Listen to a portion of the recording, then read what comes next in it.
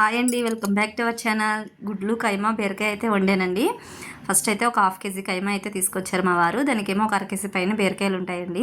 గుడ్లు అయితే మా పిల్లలకి పొద్దున్న ఉడకపెట్టానండి, వాళ్ళైతే తినలేదు. సర్లే కైమాలో వేసేద్దాంలే అని వేసాను.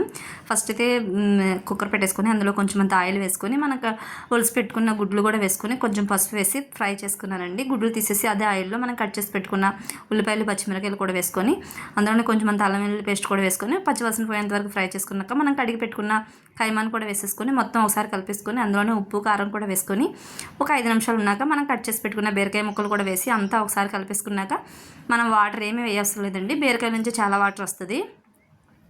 ఇంకా కుక్కర్ విజిల్ పెట్టేసి ఒక 3 విజిల్ అయితే చక్కగా ఉడికిపోతుందండి.